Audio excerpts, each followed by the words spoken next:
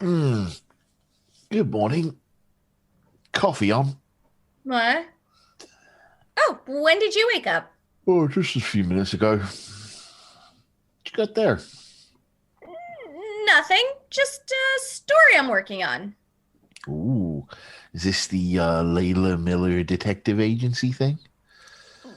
No, this one is actually an original story I've had in the works for a while. It's taking some inspiration from Lord of the Rings and then introducing a world full of dragons, magic, and then there's these three elves that are stuck in the middle of a war between species. It's based off my D&D campaign. Ooh, I'd never take you as a bit D&D player. We should roll dice together sometime. Well, I'm glad that you're making a breakthrough. Last we spoke about it, you were still having a tough time with original fiction. I guess it just takes a single idea to make a creative damn break.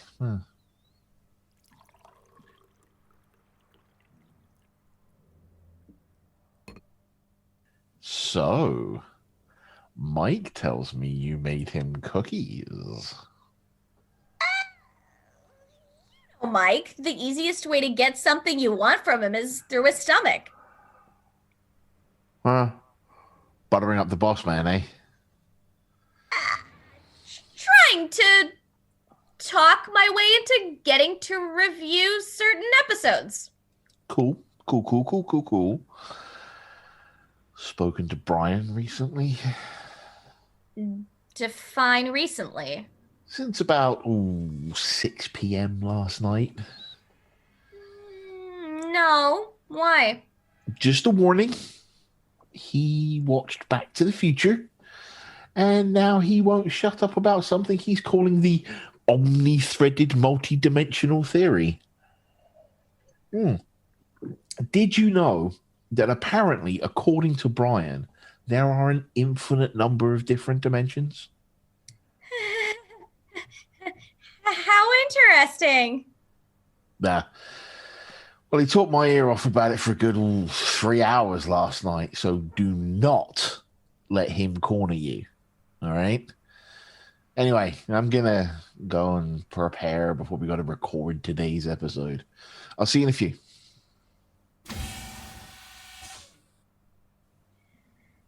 Oh, Brian's on to me.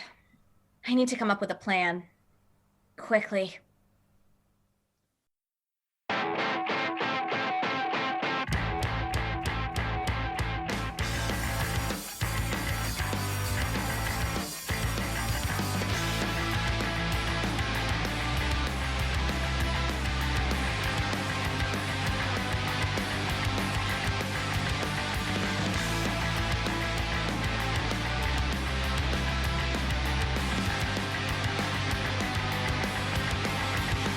Can't start a revolution without picking a fight tonight.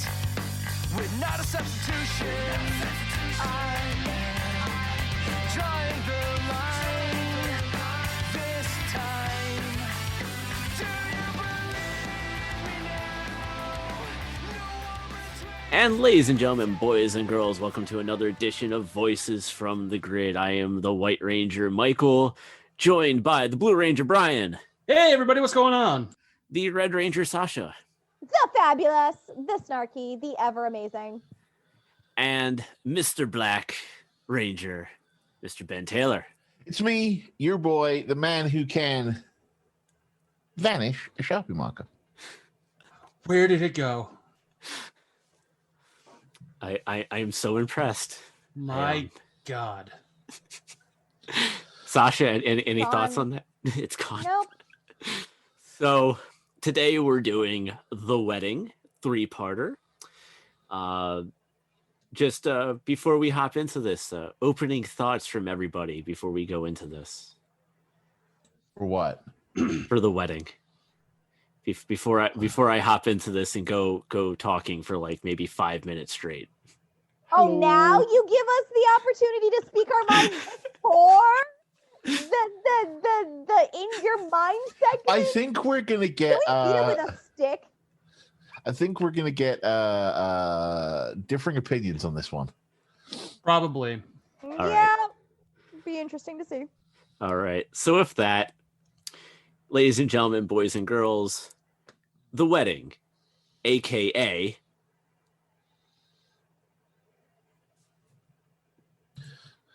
We're totally not in Australia filming a movie. No, sir. No, sir. No, we're not. No, we're not. No.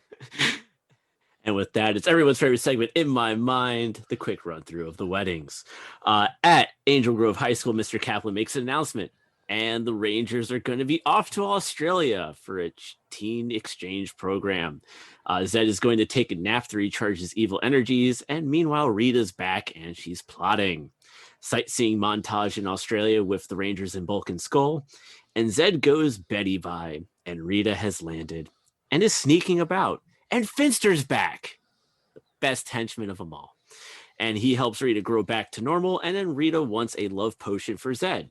At the command center, Alpha is out for a walk, and he makes flowers grow. And gets overridden by Finster. Alpha shuts down Zordon and tells the Rangers to morph and go to Angel Grove.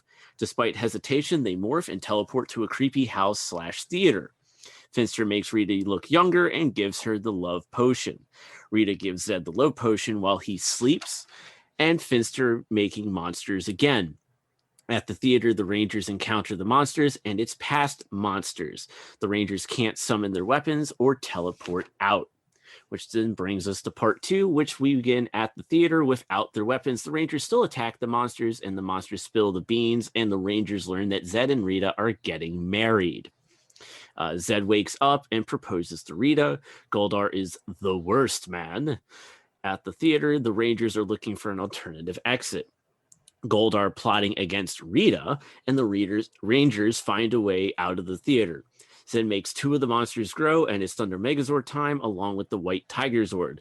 But while the Rangers had the monsters on the ropes, Alpha cut off the power to the Zords, then sends the Rangers back to the theater. And it's wedding time.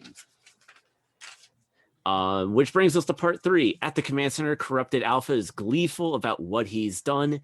The wedding begins as Rita comes down the aisle and Finster does the services, and Rita and Zed are now married. And it's party time with Jewish wedding music. At the theater, the Rangers fight off putties and the monsters, and it's honeymoon time in Serpentera. The Rangers escape again and are chased by a lot of the monsters.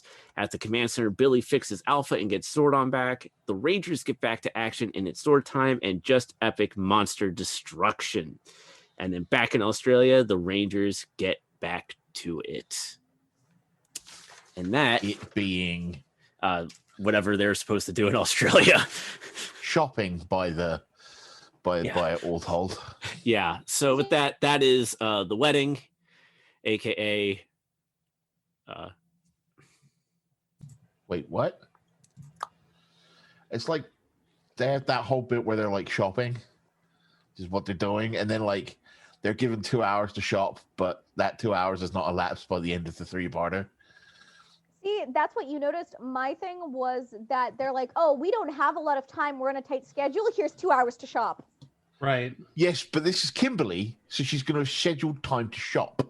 But Indeed. it wasn't Kimberly who said the schedule part. It was the teacher person. Kimberly I'm aware. Kimberly willfully just was like, "Oh, shopping time? Yes, absolutely. It's Like that's shopping all time." she could think about at the beginning of the episode. Before this part. I'm Because she's well a aware. girl. She's a girl in the 90s who likes pretty things. Yeah. And this will tie into the next episode, believe me. a Like little when bit. and when we get back to in time in Return of the Green Ranger, the very first thing she tries to tell a person from the 1700s is you should see the makeup at the mall. like We'll get there. we'll get Yeah. there. And I also, one of the things I loved about them trying to tell us, yeah, you're in Australia, is, hey, look, here's the Sydney Opera House in every other shot. Because it's kind of like the Statue of Liberty, I guess. It's like, yeah, when you think of Yeah, Australia, it gets transported to Corinth as well.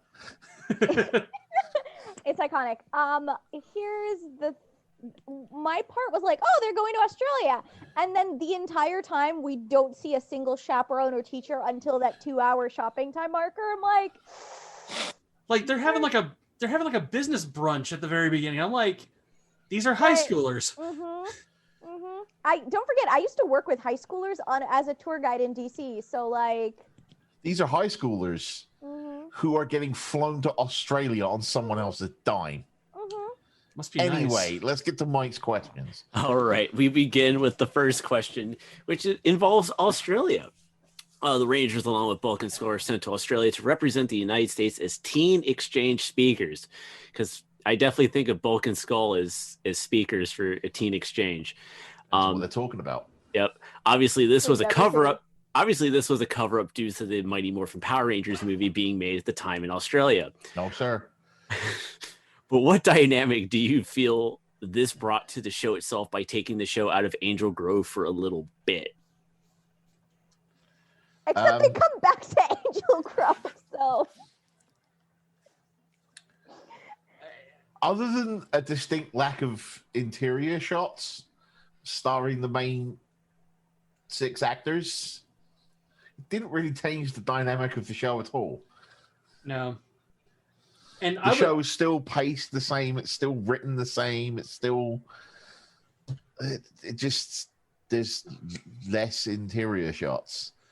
Yeah. So with that, real quick, Brian, Yeah. our Sentai guru, the theater is Mhm. actually from Kaku Ranger, That's which in is my the notes. which is the first time that we actually see a lead up going into the next season, which Yeah. has never been done in well, I mean, this is only the second season, but it had usually never been done before. Tell us a little bit. Bitch.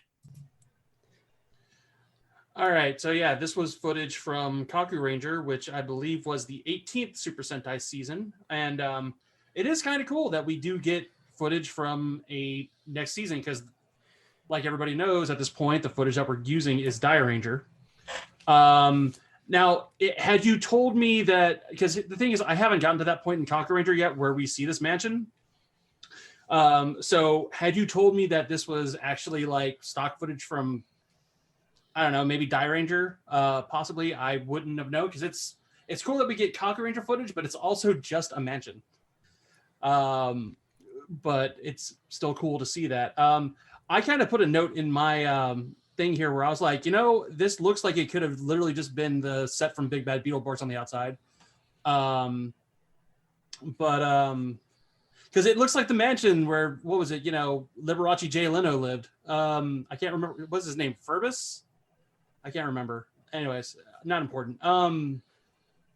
But yeah, it's cool that we get that footage. And I wasn't aware that they were that far behind production of the Sentai, that they were like 2 shows ahead, maybe. So. Yeah. Going into Lord Zed's recharge at the beginning of part 1, Lord Zed notes his disappointment in needing to go in for a recharge of his evil energy just as the Rangers were leaving Angel Grove for Australia. This also made Zed vulnerable as well, being how he was in a deep sleep. What are your thoughts on Zed's necessity to do this recharge? By the power of plot convenience. I dug it. It's an interesting it's a idea, really but... interesting wrinkle in who Zed is. The issue is it comes out of nowhere. Mhm. It's not set up previously. It's not written into like the previous 2 or 3 episodes. Like, oh, Lord Zed's regeneration cycle is coming up or whatever. Right? Yeah. It's just suddenly out of nowhere. He's like, well, gotta go shut down for an hour. Right? Like, Gotta take that power nap. yeah, right. That's effective. And you then have this weird dichotomy where, like, he and Rita are in bed together, right? Like, you actually see, like, them talking about waking up together in the morning, and you see, like, is it in Turbo when Divatox calls Rita? Yeah. I'm like, so what's he doing there? Like, French bread? Like. It's funny because he's literally got an eye mask on and he's like snoring. Yeah. So it's like, I thought he only had to charge up every like 1,000 years or something. I guess he got a new battery, which Serpentera needs too, by the way. Yeah. Because it still runs on dial-up. So But yeah, it's a really interesting thing that if they'd made more, and at this point, as I think I've made abundantly clear, especially with Mighty Morphin, at least, long-term plotting is things that other shows do. All it would have taken is a single line in like two or each of the three episodes beforehand, right? Even maybe going back to the power transfer, right? Like when he like when Serpentera uses up all its energy, he could have been like, if only like reminds me I need to get my 1,000-year nap in soon or Right. something, right? Like, or like why did Serpentera run out of energy, Zordon? Oh, much like Zed himself, blah blah blah blah blah blah blah. Like, I like that. it just takes like a couple of lines in an episode, but while it's a very interesting conceit, it's badly executed. Yeah. Yep. Well, it's also kind of the thing that we learned when we did our last group episode when we were talking about the Simon Bennett interview about how Saban himself, how he wanted the show to be. Like, this is I think this is like one of the last times you get so many multi-parters in a season, because that's just not how Saban liked having the show. Right, but that doesn't explain. And he didn't want that long-term continuity. He just wanted, here's the episode. All right, then. So how do you explain the 7-part Green No More arc, and the 7-part New Ranger arc, and the 5-part Green with the Evil arc? I think this season was the one exception. Except 2 of the things I just named are in this season. That's what I'm saying. I think this is the season that was the exception. Then if it was the exception, why has it not happened here? I don't know. Like there is a lot of things, and I think also the fact that this was done in Australia. This I think was the one 3-parter that was planned in Australia. The next episode that we do later on, which is the Return of the Green Ranger, that was apparently not supposed to take place in Australia. That was because the movie ran over on production, right. So they had to still shoot the show in Australia. So I think some of it kind of got. I'm sorry, I've got to stop you. Go for it. Geographical location does not make up for poor writing. And can I also, sorry, it doesn't. Can I also especially when the writers are still in America. Oh no, I agree. Guys, let Brian make his point, please. So going off of what Ben said, which I agree with, by the way, I agree with what he said about there should have been some kind of narrative, like just a little thing in like an episode or 2 prior. We literally had an entire first 10 something episodes of this season where they literally go, oh man, the Green Ranger's losing his powers. What's going to happen? They could have easily just put in a little bit of something with Zed and been like, oh, I need to recharge. And it would have been interesting for me too, because then Zordon, because supposedly they can kind of spy on each other. Zordon could have been like, hey guys, Zed's going to sleep for a little bit. We should plan around that, so. Thank you, Brian. That leads to my point, which is yes, Zed is taking a nap where he's very clearly vulnerable. We are going to use this as not an opportunity to, do anything counteractive against Zed. We're going to go to Australia for vacation. Yeah. Give him the coup de grace.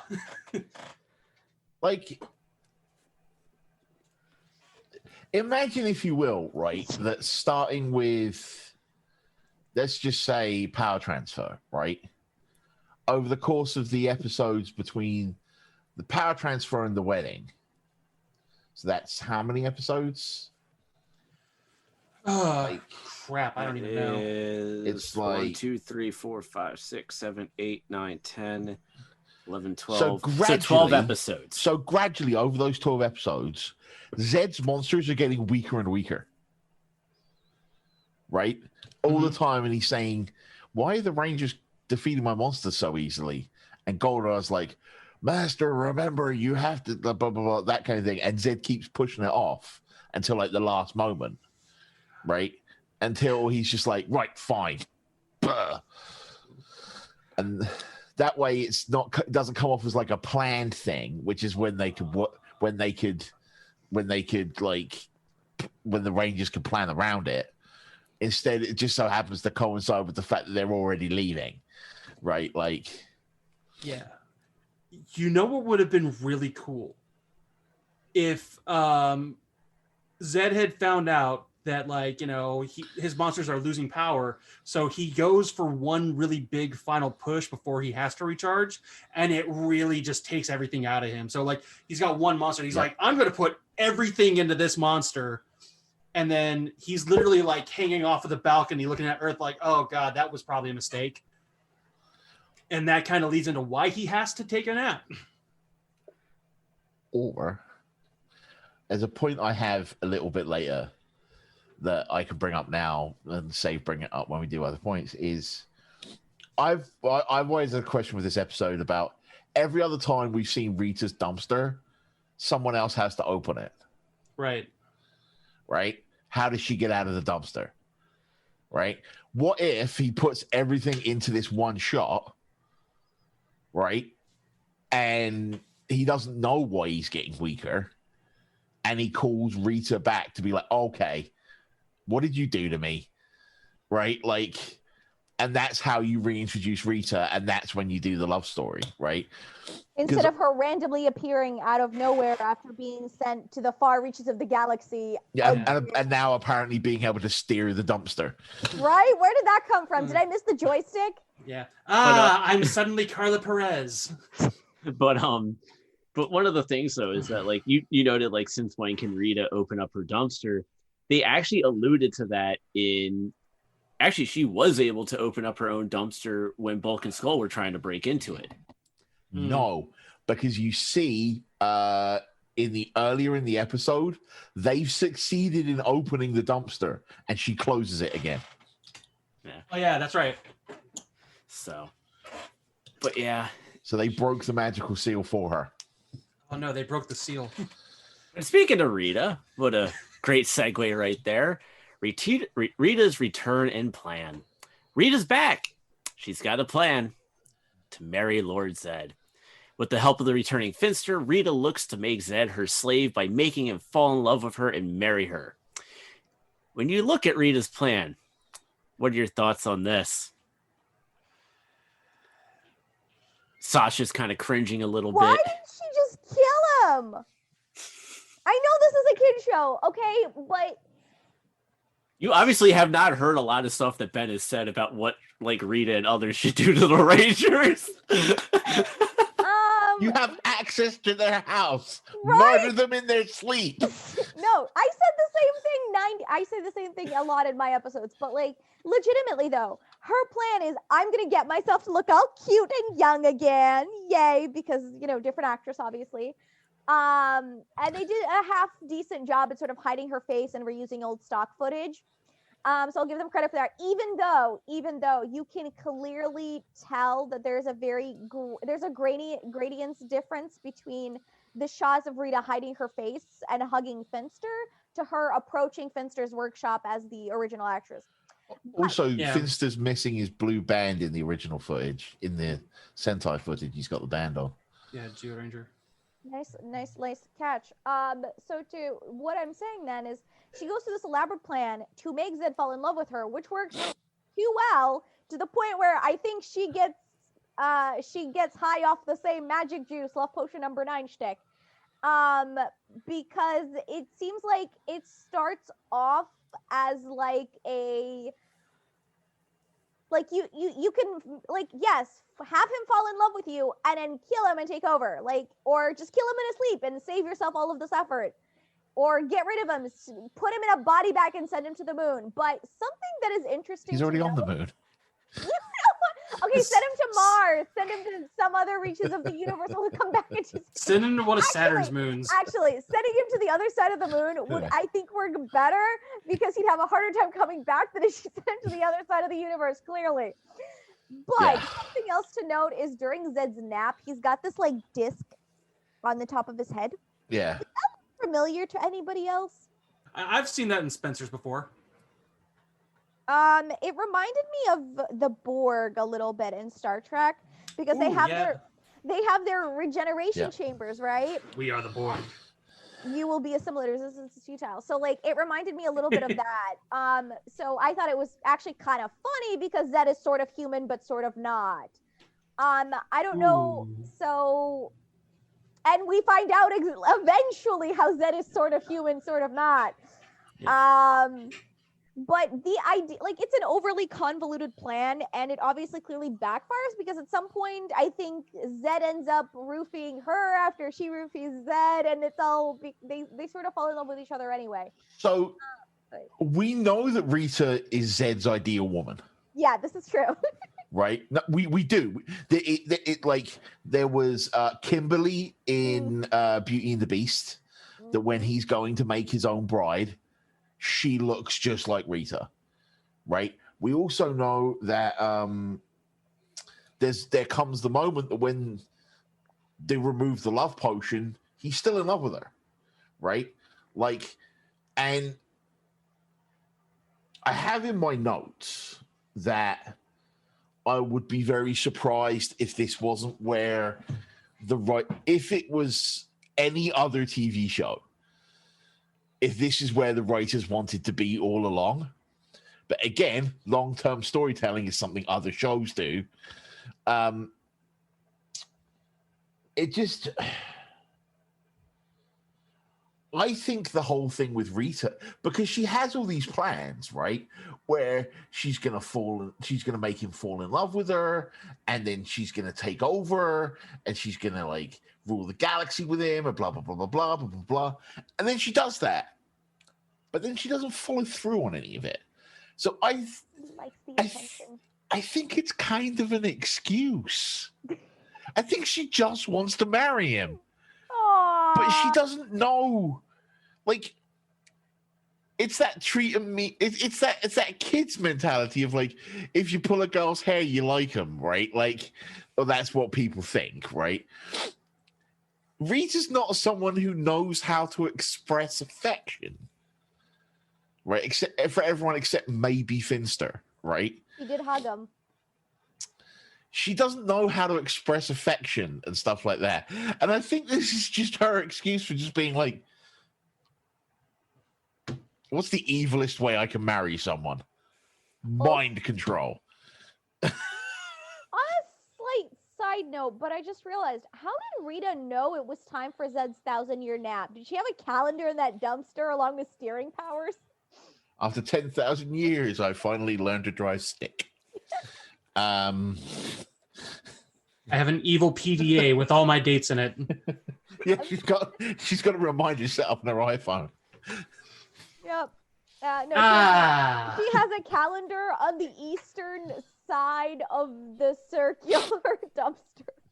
So it's got like Monday shopping, Tuesday laundry, Wednesday Zed's 1,000-year recharge, for Thursday Diva Tox's baby bash, like Yep.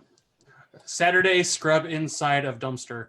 yeah, There you go. get dumpster detailed. It's filthy in here.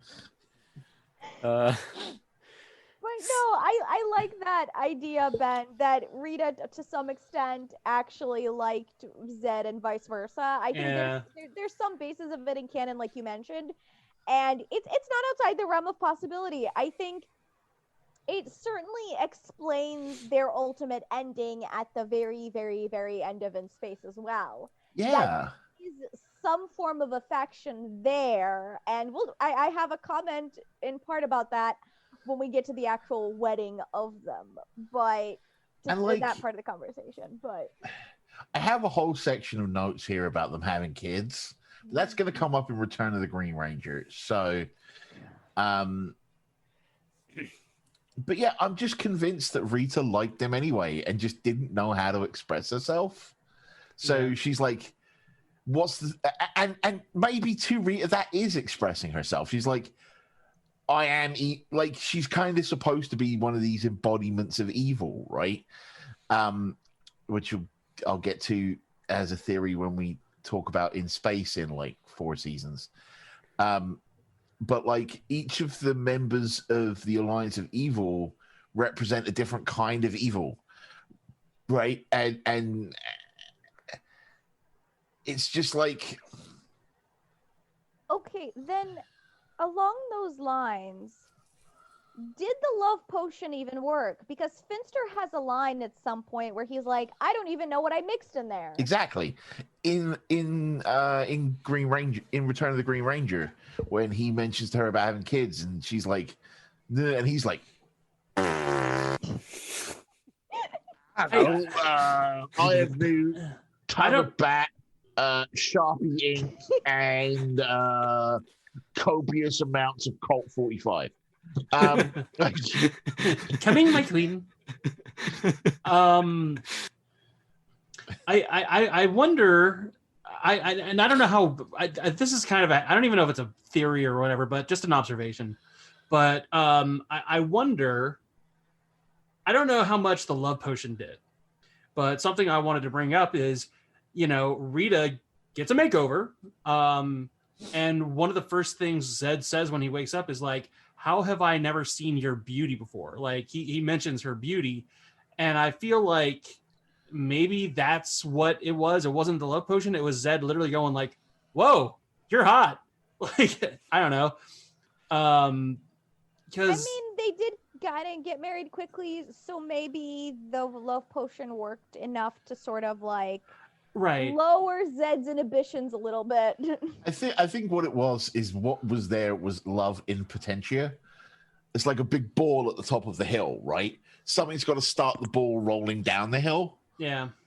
And that's what I think the potion was. Is it was just kind of the kickstarter to everything. Yeah. Right? They were at least on Zed's side of things, right? Like he would never have thought to, like he probably didn't even do the math about the whole Kimberly thing, or like he probably was just like, oh, whatever. Like I need a wife. As long as she's wearing this outfit, it's fine. Yeah. She needs to wear the Madonna thing. Yeah, maybe he thought he was just into the outfit. Right? But Rita has more to this plan, and is to actually trap the Rangers as a present for Zed. And that is where Alpha comes in. And with the Rangers gone, Zed taking his nap, Alpha feels the need to take a walk to calm his circuits because he's really nervous about this. This ended up being a mistake, as Finster and the putties would grab Alpha and put a disc into him to make him work for Rita. I just have to admit, I like the snarkiness that we got out of Alpha, so I have to ask, how awesome was it to see Alpha actually show some attitude? I have 2 opinions on this. Go for it. One, I loved it, just because it made Zordon look like a complete tool. 2, I hated it. Why? Because I'm 90% sure this is why we ended up with the jive talking Alpha in Turbo. Oof. That's I can see that. I can actually see that now. Oh God, that puts. But I will say this though. This Alpha had the right type of attitude compared to the jive talking when we end up getting a Turbo. It's sort of like, you know that meme where it's like upgrade, no go back. This is the thing. We wanted snarky, sarcastic Alpha, and we got that. But to Ben's first point is I loved it. I was like, this is literally centuries of pent-up aggression just being released. Yeah. I can totally see Alpha being frustrated and just like ignoring the emotional aspect of it in order to like not express those emotions. But this disc sure made him like work for evil, but it also like just anything that was holding him back was sort of nullified by this, like, I don't work for you now, I work for evil, like, go jump off a cliff. Oh wait, you can't, you're a head in a tube. Yeah. Now imagine what happens when he gets locked up in a box for at least 10 years. Oof. That's his problem. When I was researching How's it his fault? I said it's his problem, not that it's his fault, but it also doesn't make any sense. Yes, it doesn't make any sense. You are correct. But And like, which alpha even is it? Is it the original Zordon's alpha? Is it the alpha that? Just- you know what? Can we just move on, please? Moving on, the less we have to say about Operation Brian. Overdrive, the better. please continue. Brian, thoughts? So one of the things I saw on notes is that Richard Horvitz, who is the voice for Alpha 5, loved this episode because it allowed him to just kind of cut loose. And I'm like, I can see that, because you can only go yeah for so many times before like you got to do something else with the role, right? And I kind of loved it. I just hate that, like, the only thing I hate is that Alpha is so vulnerable. It's like someone needs to put something on his like disk drive that locks him out, because this is like what, the second time that this has happened to him? Third? Yeah. Second time. Yeah, it's ridiculous. So Rule of thumb: Alpha, don't leave the command center and don't let other things into the command center. But how many times do we have to teach you this lesson, old man? You know, it's like, so yeah. Another thing that not a lot of people take away from Alpha's walk that I've not seen anyone else talk about ever. Alpha can tap into the morphing grid and create life. Yeah, I did note that in my quick walkthrough that he made flowers grow. He Yeah, that can was directly create matter. And that matters. and it'll never be mentioned again. Thank you, Sasha. Yeah. Just keep it with consistency. Yeah. So next up we got the wedding, which I'll admit it was awkward. I disagree. Really I awkward. Loved it. Okay, let me put it in perspective like this. The awkwardness was the very beginning where they had like all the monsters just kind of walking in. That was the more awkward part. The rest of the stuff wasn't so awkward. Couldn't disagree more. That's fine. We're cool with that. But Zed sure does know how to throw a party, as we have noted in Zed's Monster Mash and stuff like that. When you see Rita and Zed, we have Finster be the master of ceremonies, and after the party, Rita and Zed leave on Serpentera to watch the Rangers be defeated. This doesn't go according to plan, but shows us what the dynamic we're going to get between Zed and Rita. What are your thoughts on their dynamic together? Who's going first? Brian can go first. Yeah, it shows us, it definitely shows us how they're going to work moving forward. Having been rewatching these episodes, and because again, I watched these all as a kid, and rewatching them now, it's more noticeable now going forward how much they nerfed Lord Zed's character by making him a married man and kind of, I wouldn't say taking away his backbone, but definitely making him a little more like, yes, my dear. I have an explanation for that. Okay. Yeah, but I don't necessarily agree with that point, and I don't think Ben does either. So Ben, why don't you go first, and I will explain the. Okay. Tell me, Brian. Yes. At what point she was working solo, did Rita destroy the power coins? Did she destroy the point? I don't recall that she did that. She didn't. Yeah. When he was working solo, at what point did Lord Zed destroy the power coins? I believe when he first showed up, right? No. No? They're still using the same power coins to morph. Right. He blew up some Zords.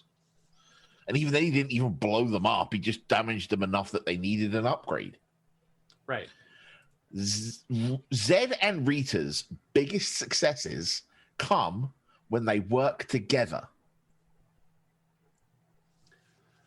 They turn back time. They destroy the command center. They destroy the power coins. They win. Yeah. Like if they don't luck into the Zeo crystal, Zed and Rita win. Right? Forewarning for anyone listening, that's all in season 3. But the point being, I don't think they did nerf Zed. Right? No. And I'll let Sasha talk on this a little bit. And then if she doesn't cover my point, I'll come back in with another one. Okay. Because I don't want to dominate this. So go ahead, Sasha. So here's what I will say. One, I don't think they nerfed Zed's character, mostly because Zed's efforts to destroy the Rangers have been pathetic and irritating. And he had some good ideas in the beginning, but very poor execution. And then it just became like, I'm gonna do whatever. He basically ended up doing the same thing Rita was doing, which is like using the circumstances of the Rangers' lives to create a monster and blah blah blah blah. Then the Rangers get defeated, or the Rangers would defeat the monster, and he'd be cranky, and it'd be lather, rinse, repeat. I think the reason people think he got nerfed is because Zed has met his match. But Zed is a very reserved character in a lot of ways, while Rita is a very expressive character. So it ends up coming off how she sort of dominates. It ends up seeming like she's dominating when I don't think she does. And I agree with Ben's point that they do work well together. Right. Ben, why don't you finish your thought? Because there's another point that I want to make about the wedding that is... Okay, my thought is, as I'm pretty sure I'm the only one in this call that's actually married. Yes. Yeah? Yep. That's kind of the thing you do for your spouse. You say yes to them because you want them to be happy. It's not nerfing someone. It's just changing an outlook. Right. And part of why I say that is because I do feel like they did introduce Rita, one, because she proved to be a popular character, but also mainly because I remember reports where everybody was like, oh, kids are scared of Lord Zed. They need to like tone him down a little bit. What's the best way to do that? Make him a husband or something. Which I was never scared of Lord Zed. I thought he was the coolest thing since sliced bread. I thought he was awesome as a kid. I wasn't personally. either. I also don't like the idea that I think it continues the idea of that, like, you know, you get married and the old ball and chain nonsense. Right.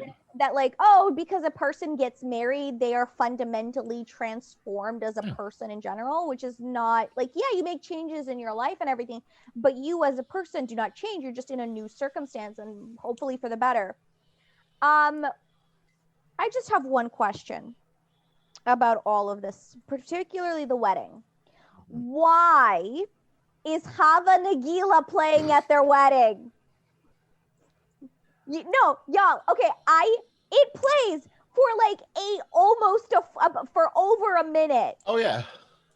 Okay, I was like, at first I was like, wait, there's no way I'm hearing this. I rewound it, called my brother into the room. I said, tell me when you hear it, and he goes, what the heck? So I ask you, my friends, is this the beginning of the real Jewish overlords? And I'm making that joke, let me preface this, because I'm Jewish and I can get away with it because the idea is funny to me. But realistically, why is Hava Nagila playing at their wedding? More importantly, is Lord Zed circumcised? I don't want to know the answer to that question. I mean, considering how little skin he has left, probably.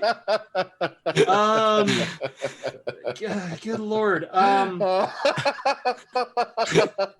Good luck sleeping tonight. Yeah. That's his whole problem. It's a circumcision gone wrong. I actually had a note in here. I was like, is he gonna like step on a glass, and is he also gonna be lifted up in a chair at any point by the monsters? I don't know. Like, I'm not Jewish, but I've Jewish friends. I've been to a Jewish wedding before. I know how things go. I've been bar mitzvahed. I've heard that song numerous times. My family grew up in Europe and the Soviet Union. Like, this is like one of like the same 3 songs that are played on repeat at every like like every time Soviet Jews or post-Soviet Jews get together, this is what is played.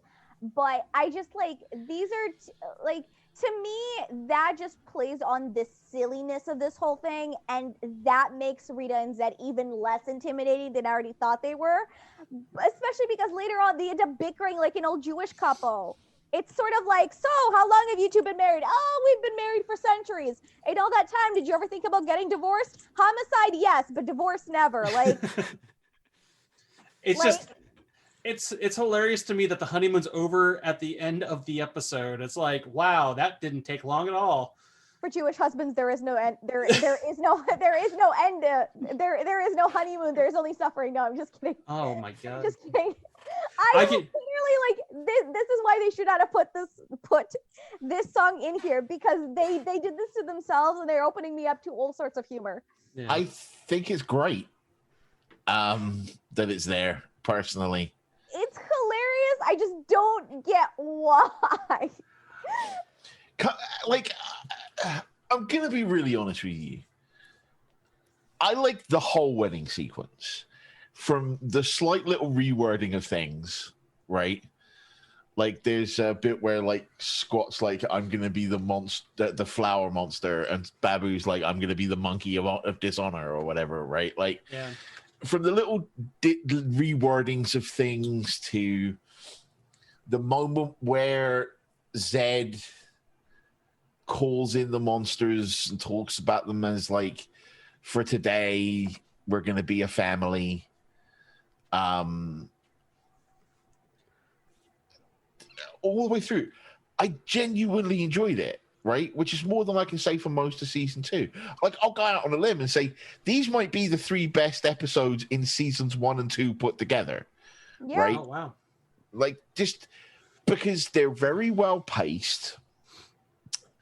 What happens in them doesn't feel overly forced or out of place or any of that, and it gives us a look into the lives of people who aren't the Rangers. Lets us get a look into the life of Rita and Zed, and it's just cool. It's just a fun little thing, and I don't know. Something that struck me when I was watching all those scenes with the monsters was, because this was the 90s. And so a lot of those people that had to have been working on this had to have grown up with shows like this before. There was a very Addams Family kind of feel to that. Yeah. I absolutely got that feeling, and I kind of loved it. It felt like a little bit of an homage to that. So, And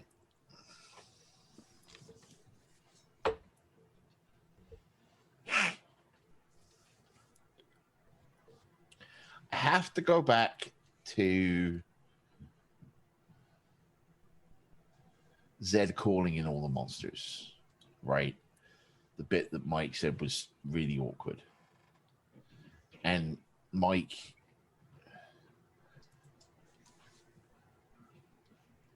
I understand why you feel that way.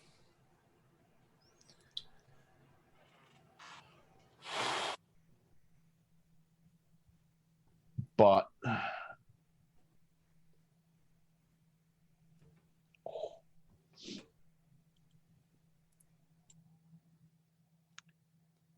and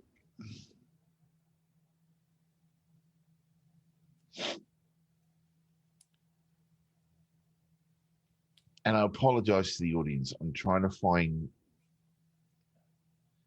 I hadn't been planning to talk about this.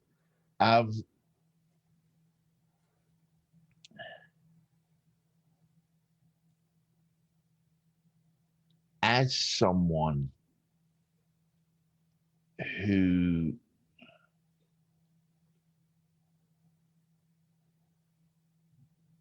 doesn't really have a blood family, either in the States or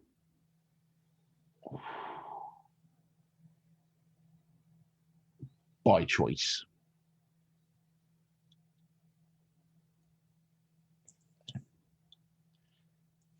seeing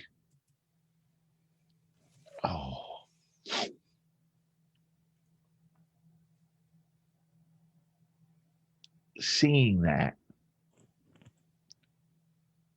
echoed a lot of what happened at my own wedding.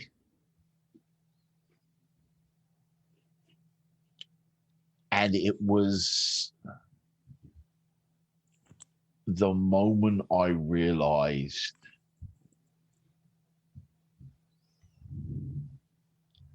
that I could choose my own family. That was my wedding. And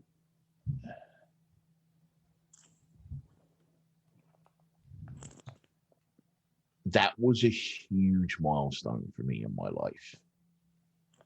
Like, that was absolutely a turning point. Because I'd been in the US for about 3 or 4 years at that point. And I'd fallen out with my family back home. And I only really had my wife here. Yeah, I had friends, right? But, like, I didn't have any family here.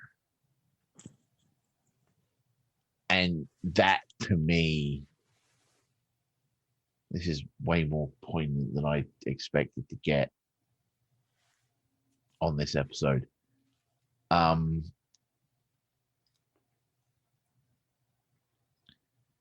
to me, it was interesting. It was important, I feel, to show that, because it showed Zed choosing his family, right? Choosing to bring in people that he wouldn't have before, or didn't know he could. And sorry, I'll stop derailing the episode. Yeah, no, it's all right, bud. But this also comes to my last question, which is about Goldar's discontent. One of the biggest things that is made known is that Goldar is very upset with Rita's return and tries to sabotage the wedding, as well as root against her in her plans to defeat the Power Rangers. Mm-hmm. He even goes as far as trying to speak up in the wedding to only have Rita pretty much tell him to shut up. How do you feel about having one of the henchmen being one of the more vocal against their masters now?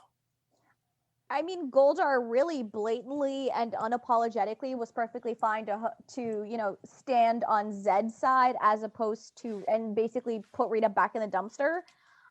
So that to me was not surprising. I think it's surprising to me that he didn't try to do more. Like, if he's so upset and he really wants to mess with the wedding, he doesn't really do anything out of the ordinary, or that is actually, like, worthy of a villain, let's put it that way. Right. It's like all this build up. He's like, oh, Rita's gonna do this thing, and it's like, dun dun, doesn't amount to anything, right? Like, it doesn't go anywhere. So what's the point? Exactly. Ryan? I mean, it's, yeah, like they said. I mean, I mean, he even, I will give him this much. Like at the wedding, when somebody says, if anybody has any reason why these two should not be joined in holy matrimony, speak now. And he actually says, I object. And it's like, he gets shut down, and it all amounts to, a hill of beans, So it's like, I mean, it's cool to see that he's like starting to stand up more for himself, at least a little bit. But then, like, I don't know, he's kind of just been a cowering, like, oh no, please don't hit me with the whip again kind of guy for a while. So I don't know. I guess I can't recall later on because excuse me, sorry. I'm having a brain fart here. I feel like had they maintained that, it would have been interesting, but I don't recall that they did. It's really interesting that he starts standing up for himself, and then 9 episodes from now, he becomes a comedy character alongside Rita Repulsa Yeah. next season. Yeah. So with that, my questions are done. Ben, real quick, I gotta ask you a serious question. Ah, yes. In parts 1, 2, and 3, when did Adam Park appear? So, the first appearance of the greatest of all time, Adam Park, in part 1. Bear in mind, these times are post-introductory credits. So you have to add like 1 minute and 5 seconds on for the intro credits. Part 1, his first appearance is at 3 seconds, which this is acceptable. In part 2, it is 5 seconds. This also is acceptable. And in part 3, it's 15 seconds. Overall, very good showing. Also, another reason why this might be the best 2-parter of the first 2 seasons. So those extra seconds on episode 3, those aren't detrimental. They don't. No, because you have to recap what's already happened, right? Right. And most of honestly, most of the 15 seconds on episode 3 is like an establishing shot of the theater and lightning, right? Like, so it's acceptable. Yeah. All right. So with that, I open the floor to all In you. fact, it's like once you get past like 1 minute, that it's not okay. All right, like Okay. I will say, while I appreciate the very early on appearances of Adam, I actually do have one sort of issue that I did notice, though. And I think Ben is nodding because he knows what it is. There is a serious lack of lines for Adam. He's just sort like Bulk and Skull have more lines in this 3-parter than Adam does. And a lot of the lines that he does have are really, it's like they didn't know what lines to give him, so they just gave him some. Yeah. Which Very reactionary. Yeah, they're very generic. It would have been, I think actually this gets to sort of one of the one weakness I think of this 3-parter is actually the Power Rangers themselves. Which I'm kind of okay with. I'm okay with that. I'm just saying that, like, in a show about Power Rangers, it's interesting that in this 3-parter, the Power Rangers are the weak points of the episode, which I think makes sense because they're not the focus of this episode. Yeah. The focus of the episode is the changing status quo between the bad guys. Yeah. It's kind of like an episode of G.I. Joe that focuses solely on Cobra. Yeah. There you go. So at the same time, I think they could have done a slightly better job of, if the Rangers are in Australia, like, great, but there is, like, you're in a new country. Literally the only thing you want to do is shop. Like, I know that's like one teenager, fine.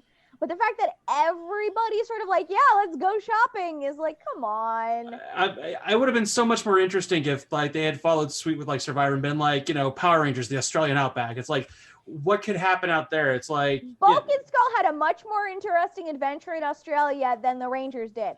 They got to see kangaroos. They got to see the koalas. Like, which I would argue the kangaroos are the scariest thing in this episode because they could literally kill you. They are the most lethal thing in this entire episode. Agreed. Ben's raising his hand. Yes, Ben, please. Not to derail the debate on the flora and fauna of Australia. But I have a question prior to Australia, if I may. Right. By all means. These kids are going to Australia. Right. Mhm. They're taking a train to the airport. Uh-huh. They're taking a plane to Australia Uh-huh. for a week, 2 weeks, maybe. Who knows? Sure. Why is Ernie the one seeing them off and not their parents? I'm sorry, they're who now? What's a parent? We've actually never have seen Rocky, Aisha, and Adam's parents. Yeah. We do know To this point. We do know about Kim's father, mother, and stepfather. and we know about Billy's parents. Yeah. We don't know about Tommy's parents because we actually have not seen Tommy's parents up to this point either. This is Power Rangers, remember? Tommy doesn't have parents. He's a child of the morphing grid, which is why he's the greatest of all time. It's immaculate conception, clearly. Oh my Immaculate gridception. Gridception. But so I mean, he is the greatest of all time to ever do the thing if you listen to Dino Thunder. yeah, I mean, it is a little suspicious that at least Kim and Billy's parents could have showed up. Yeah. But at least you have somebody. Guys, they But spent it's Ernie. because And- they spent the entire budget of the show to bring everybody to Australia and to house everybody in Australia.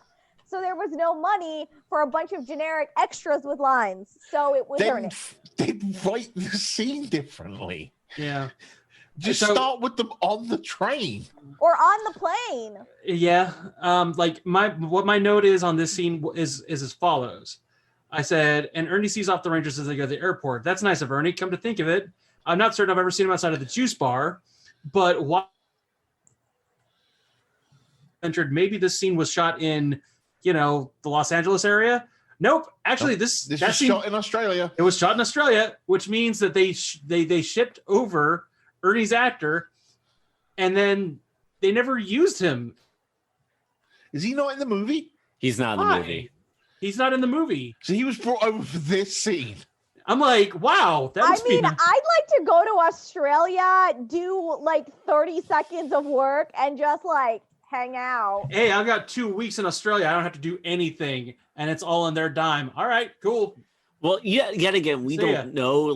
We'll get into this when we do the movie, but I mean, they may have had a plan for Ernie at one point, but then it got written out of the film. Yeah. So I do Still know. funny though. I do know that you do see, and I'm not going to talk about the movie, but just real fast, I do know that you see what is actually a McDonald's now, propped up as Ernie's juice bar in the movie. So they probably wanted to have him in there, Yeah. but it's like, how are you going to, whatever. Anyways, so yeah, And then my next point, since we're still not, this is still a point before we get to Australia, is I think we should discuss Bulk and Skull okay, and the fact that they got chosen to go do this thing, right? It means one of two things. One, they cared enough about something to discuss it and earn themselves a trip to Australia. An all expenses paid trip to Australia, if anything, is to go by the fact they're ordering lobster and stay and eating at like 4-star restaurants, and This is a nice looking restaurant. it was a nice looking restaurant.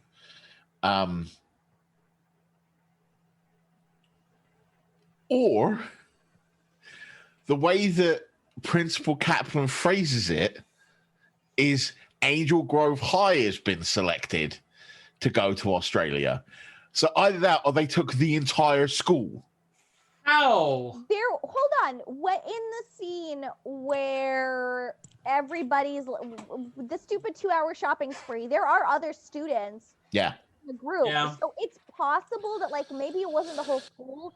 Maybe like their class was selected because Mr. Yeah. Kaplan was not exactly specific. And Or those are students from other schools. also possible. Good point. I mean, it could have been something like, hey, everybody in grade 11 gets to go on this trip, or like the seniors go, but the freshmen don't get to go. Because God knows But, that's, Even like just my mind boggles about how that fits in anyone's budget. yeah. Can I have a geographical clarification, please, if the council will abide? The Angel dude will Grove is- abide. Thank you. The Angel Grove is located in the state of California, correct? Correct. Correct. Okay. Thank you. Because I guess I could picture them going like there are high schools that do really big senior trips. I know of schools that like send their kids to Europe for 2 weeks on a specialized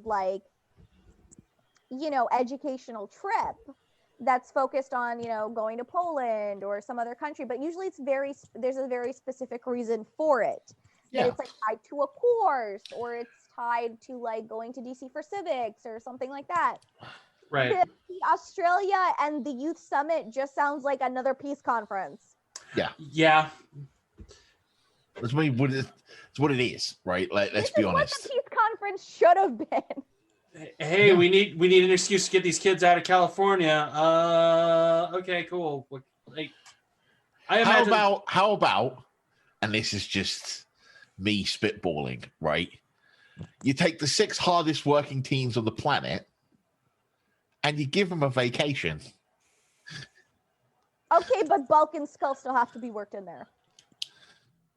All right, they win a vacation. All right then.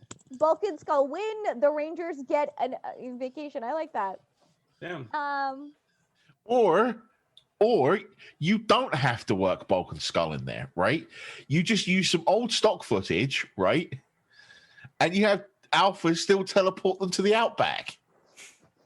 Can we just talk about Alpha's dialogue in this episode? We talked about how great he was and how nice it was to see him as like this like inhibition lowered character.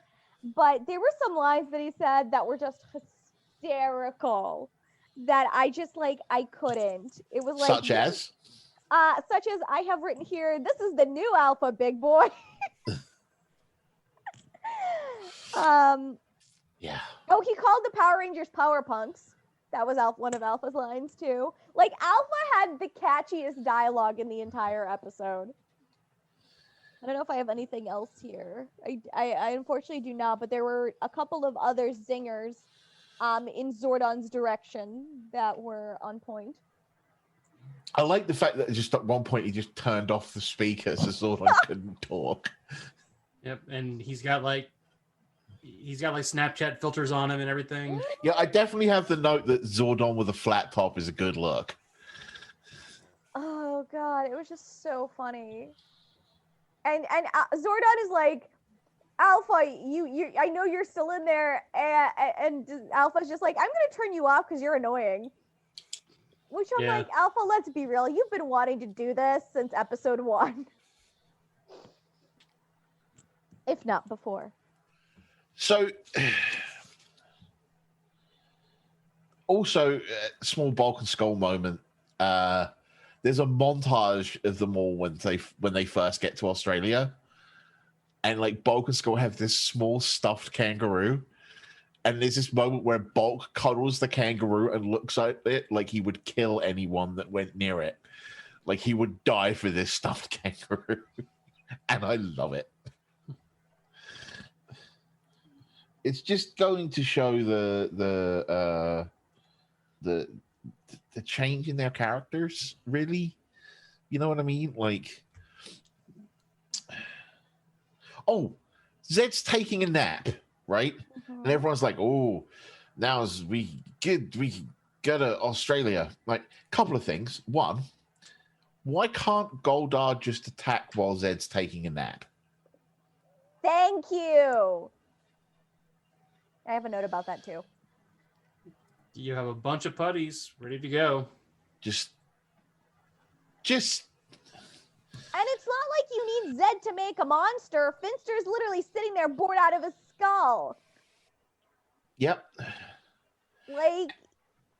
And my second note is, why does it matter that the teens are going to Australia? They have sight-to-sight teleportation. Mm-hmm. It raises that does raise a question. Anywhere in the world. That does raise Any a question. point. Sorry, carry on, Boris. No, you're fine. I because they have to go under the skies of, or under the guise of, hey, we're going with, our high school. That, how much does that have to suck where you know that you can teleport, but then because it's like a 12-hour plane ride. You have to sit on a plane. Oh God, it's like you should be like, meet you there. Yeah. Hey, to tell you what, we actually paid for flights on a different airline for us. Yeah. Yeah, we're special. We got a private jet, so we'll see you there. Remember, though, He made a flying car.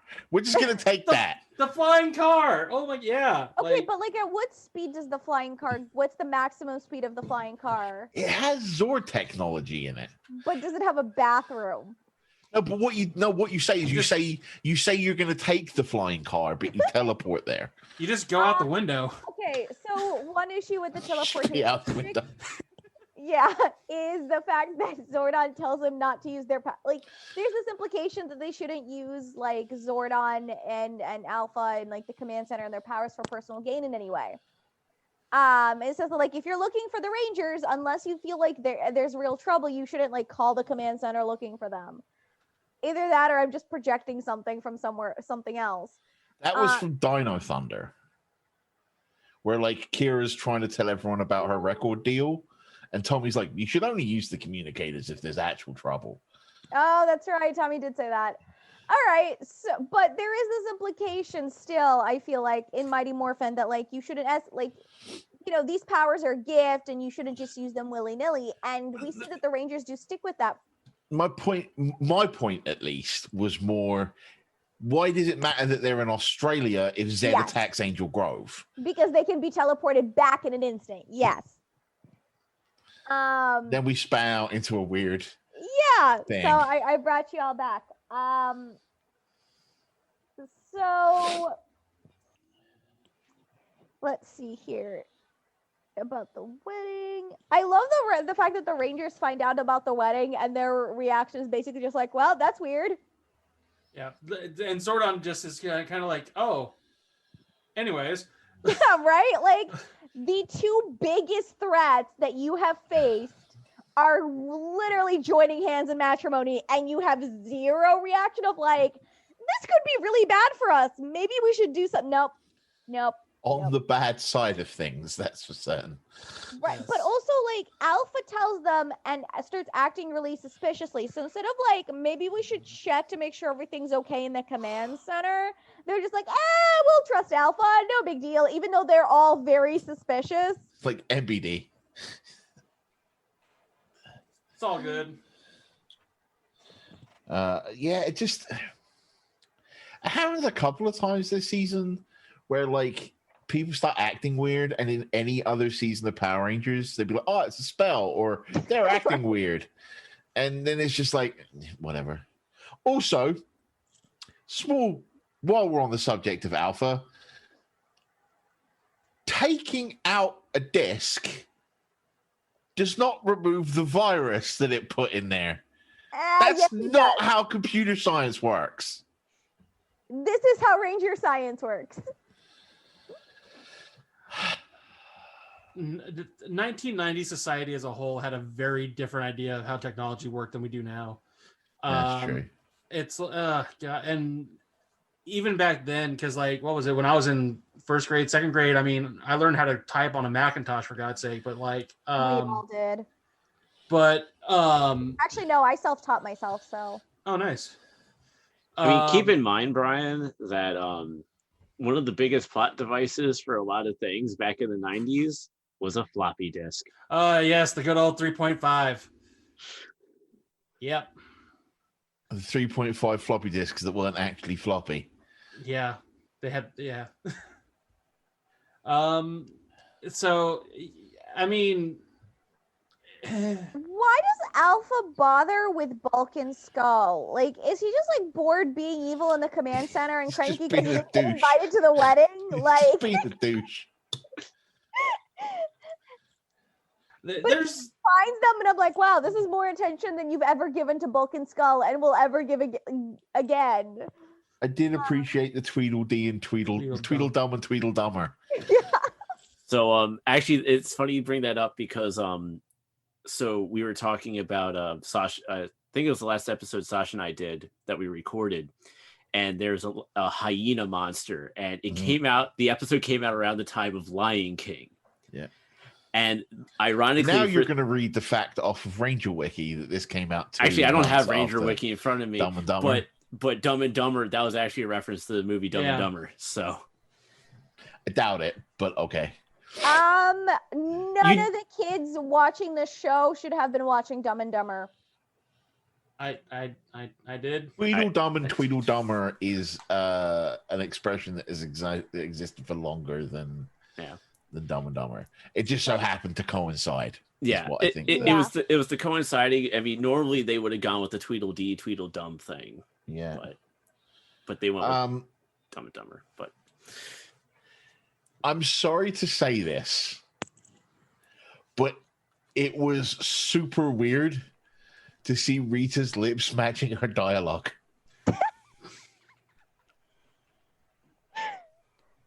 I was so used to it like being dubbed. I mean, it's still dubbed, but It's a little jarring, but it's still English on English. It's the right mouth shape, at least, right?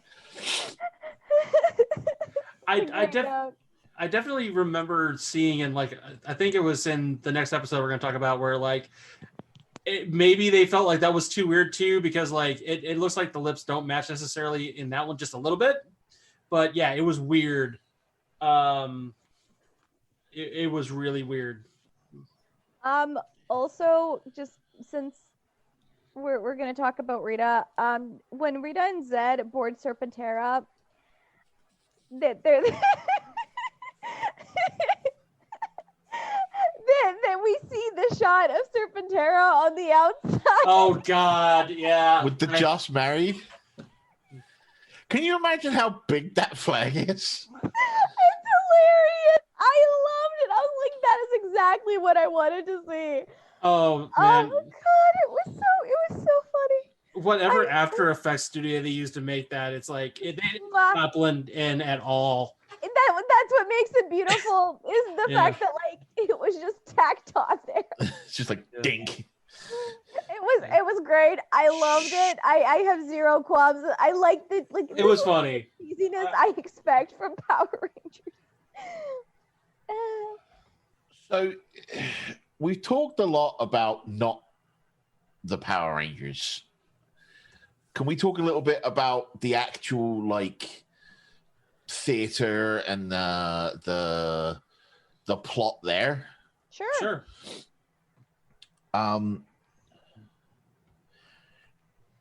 Interesting idea, maybe kind of. That there's like a spot on Earth where their powers don't work, and it's kind of hand waved away as to why, right? But it's an interesting idea. Like their powers can go to other planets and different dimensions and other realities, but there's like a theater downtown in Angel Grove that's just like shrug. It's built on a nexus of all realities. Cancel. It's built on the anti-morphing grid. I don't know what to tell you. Yeah. Well, Frax showed up No! from the future and was like, I made the morphing grid according to Boom Studios. Make it stop. Make it stop. So question, just because my brain might be a little bit fried, but have the Rangers up to this point ever traveled to the command center by foot? Yes. So why was this before Tommy? Or was Tommy part of that? I can't remember. Because, and this is a very important point, Tommy asks which way to the command center. It's And probably my just. first reaction is, shouldn't you know?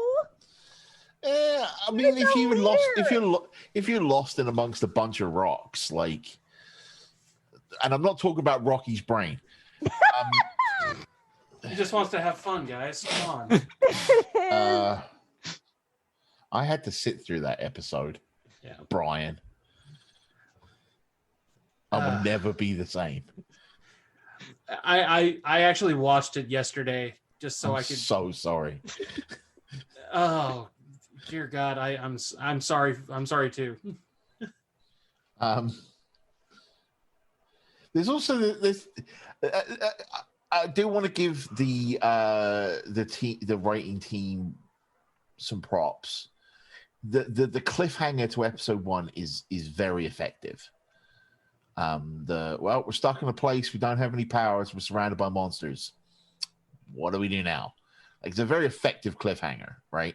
Would have been better if it wasn't resolved literally the next day, but that's just the nature of how they aired Power Rangers back then, right? Like, I do wish we could have seen the Rangers do more than just like wait it out or try to figure out a new way out.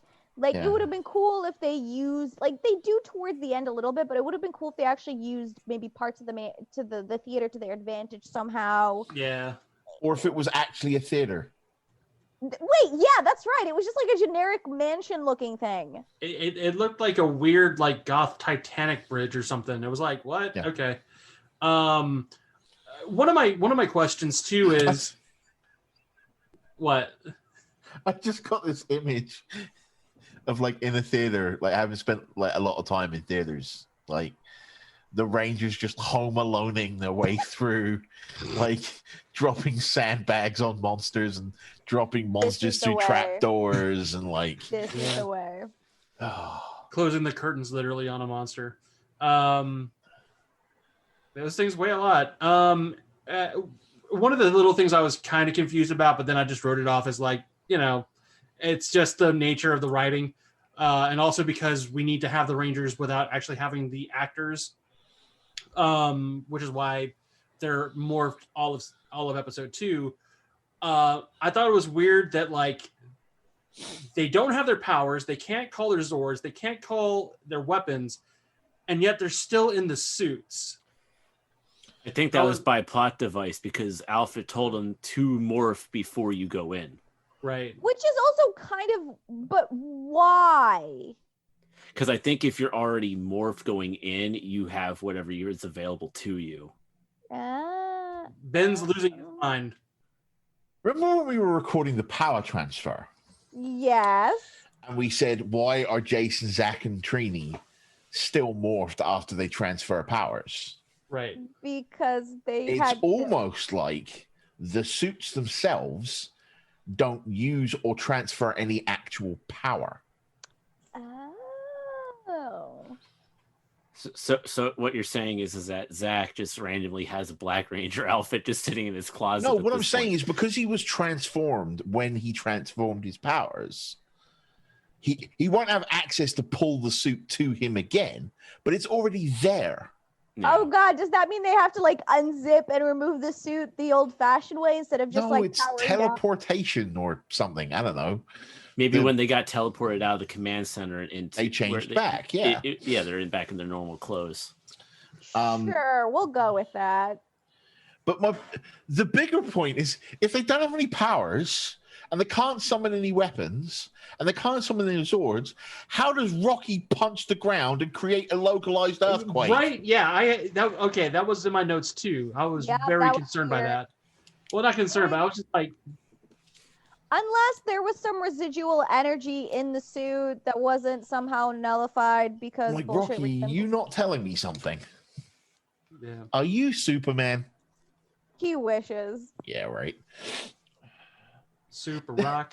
This moment where like they run down this secret staircase and they get out through a cave, right? And then they get teleported back in and they're like, how do we get out now? And I'm like, maybe the same way you just did. And at that point, it's like, well, is Alpha gonna keep doing that though, or is he? But he clearly doesn't because they get out again and he's just like, well, Yeah. Yeah. guess they beat me. Gee, I wasn't expecting you guys to, actually escape the second time. Okay. Then in episode 3, right, they get this thing. They've got like the two monsters, right? And they full on Scooby-Doo the monsters, right? By dropping a net on them. Oh my, yeah. Oh god. Yes, Hold the on. power diffusing monster trapping net. Oh Question: god. where did they get the net from? It But- was conveniently in the basement underneath the theater. My note literally here was the Rangers have a plan. Aisha is going to give herself up. The two monsters come in, and the other Rangers drop a net on them. What in the Scooby Doo is going on here? Rocky's just gonna show up after that and just be like, Roro. What's going on here? That confirms even more than Justin and Scrappy do. It's Justin Power. Oh my god. There was a lot of homages going on in this episode, I think. I think when they were doing this episode, they're like, all right, what did we grow up with? Scooby-Doo, the Munsters, Addams Family. Let's go with that. See, I feel like that would have been cool. Like, that would be actually a really cool idea for a Halloween episode. Yeah. Where, like, the Rangers are trapped in, like, a mansion, and there's a ghost, and they have to solve the mystery or whatever, and shocker, the bad guys are in it or something. I don't know. Just be funny. But it doesn't, this whole mansion shtick just feels a little bit out of place in an otherwise, like, really creative concept. But I guess they had to figure out a way to still include the Rangers because of reasons. Since we're on this train of thought real fast, and this is kind of an aside, but it's surprising to me how many properties have like crossed over with Scooby-Doo that Power Rangers has never done that. Because they've literally done crossovers with like Batman and WWE and stuff like that. And yet Brian, don't give them ideas. Right. The idea is probably already out there. Let's just don't do it. Don't do it. It's gonna be sorry. I still cannot get over Bobby Flay meets the Scooby Gang. Okay. I'm sorry. What? Yeah, that's the thing. Look it up. Or maybe it wasn't Bobby Flay. Maybe it was Gordon Ramsay. Gordon Ramsay or something like that. Almost like. Oh my God! If it was Gordon. Oh. Anyway, I'm pretty sure that's also been a thing. So, like, moving back to Power Rangers, though. I got nothing. I think I'm all out of notes. But for some reason, instead of writing, they already Rita and Zed are already having marital problems. For some reason, I wrote before I watched Return of the Green Ranger. Okay, I wrote, "Oh look, Rita and Zed are already having medical problems." And that's all she wrote. Boys, what you got? If I could take the floor for just a second here. You have 1 second. All right, cool, awesome. Just talking as a toy collector real fast. There was something that was really cool in this series of episodes. And going back and watching this too, I thought it was really cool. You look at the wedding cake that they have, and on top of that, typically with the wedding cake, you would see like a groom and a wife topper, like a bride topper and, the dress and the tux and whatnot. But for this episode, they not only used a 5.5 inch scale Lord Zed figure, which was out on the market by the time, but they also used a prototype Rita figure, which never got released. And we actually wouldn't get a release of a Rita figure until I think Samurai, and even then that was not that great. I think it might have been before Samurai, because when they're in between the season, I'm blanking on the season, what was it, RPM or something like that? Right. Before Samurai, yeah. Yeah. They did, because there was no seasons for like 2 years, they did the reversions of Mighty Morphin. Right. And actually that's when they're re-releasing toys, like that's when Rita came out and stuff like that. So it was like, it was during that time frame right there. And I remember that figure being butt ugly anyways. So they were actually going to release a Legacy line figure of Rita before Hasbro bought the line. And so this is 2 instances now where we never got a Rita figure. And it wasn't until Hasbro released a 2-pack of the wedding, like literally like celebrating their 25th anniversary of their marriage, that we got a Rita figure. So life works in very mysterious ways. I like how you're just holding it up to your camera where no one can see it. I know. I had to bring it down anyways for you guys to see it. At the very least, you brought guys. it to us to show for show and tell. Okay. Yes. He should take a picture of it and tweet it from our VFTG Twitter account. I absolutely will. And I believe that this set's got, it's a GameStop exclusive, and I think it's marked down 25% if you want to pick it up right now. But Look at My that heart and bleeds in Lightspeed insert Rescue. commercials. I know. I Sorry, anytime anyone brings up the Lightning Collection, my heart bleeds in Lightspeed Rescue yeah. or Jungle Fury or any of the lines that don't have figures right now. Yeah. But I guess we just needed another Tommy. I and you know what sucks about that too is it looks like they're trying to complete Dino Thunder, and we only need yellow and black on that one. So I'm guess okay what? with that because I actually quite like Dino Thunder. I do too. So, but yeah, I hope that we get Lightspeed. All right. Sasha, you're muted. I was gonna say, it's fabulous as this conversation about the Lightning Collection is. Do you guys have any final notes about the wedding? My final note is, oh look, it's literally 4 minutes from the end of the episode, and they've just summoned their Zords to fight 5 monsters. Where did all the tension go? Huh? What? You've got like this situation where they've got to fight 4 monsters, and it's like, well, there's only 5 minutes left in the episode. This isn't going to take long, Yeah. right? Like, I have one last point, go for it, my dude. and I don't. If we did bring it up, I apologize. Brain hurty. But I have a note here, and I'll just go ahead and read it the way I wrote it here. It says here, at the end of episode, the Rangers escape, leave on foot, and they head to the command center, being trailed by a handful of monsters, and are being watched by Rita and Zed and Serpentera. Here's my question. Why doesn't Zed fire on the command center with Serpentera? He knows where it's located. Practically every villain at the moment is aware of its location. Why are they not storming the command center? The Rangers are at their most vulnerable, and their secret location isn't a secret anymore. Hell, Diva talks when she learned of the command center's location at the end of Turbo. She wasted no time in sending in the troops, and they destroyed the place. What is stopping Zed and Rita? Plot Counterpoint. convenience. At that point, they still had the whole "you need a power coin to get into the command center" thing. Hmm.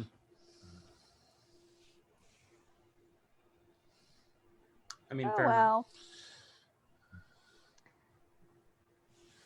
Anyway, Eh. I think that's a great point to end this episode on. Oh yes. it is. It's just like, oh look, another plot hole. Well, must be Mighty Morphin. Sorry about that. I figure Serpentera would be powerful enough to like at least put a hole in the thing. Serpentera can't even like run its own Wi-Fi, my dude. So with that, Ryan, where can the people find you on social media? Y'all can find me on Twitter at OneDrunkGeek, and you can also find me podcasting with the good folks over at Castwave Studios, where we do one, not only the titular show of One Drunk Geek, but we also do Boldly Going Nowhere. All right, Ben. What? Socials. Are you ready? Oh yeah. All right. So you can find me on Twitter at. Bob T Goldfish. You can find this show at VFTG _PR. You can find my scribblings of my journey through various Power Rangers seasons and my thoughts thereon over at txhthockey.com/Ben's-journey, where I go season by season and break down my thoughts therein. I came to the decision today that I absolutely refuse to consider the Nickelodeon seasons as 2 separate seasons. Just won't do it. Just won't do it. Yeah.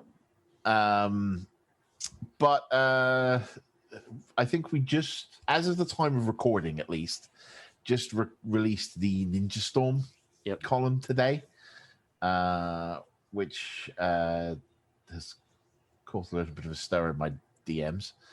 But that could be discussed later amongst ourselves.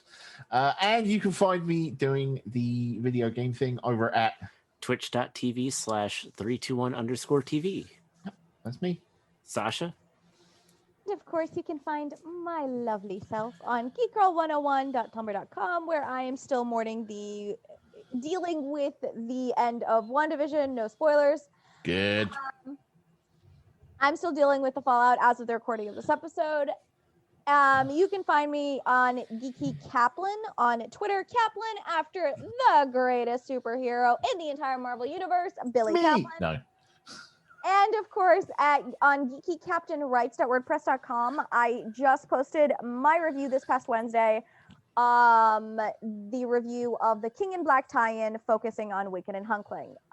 Shocking to absolutely no one. It sucked. Thanks. And they need to stop calling him Hulkling. Need to stop calling him Wiccan too, but that's a separate conversation. Yeah. Michael, where can the people find you on those pesky social media things? Twitter at the Lindenbaum75, Facebook at facebook.com/X75production, Twitch doing twitch.tv/the and website txhthockey.com, and for the show specific VFTG. So with that, Ben, take us out. Guess it's time to wrap up this episode. It has been an episode of plot weirdness and vulnerable moments. So I will merely say,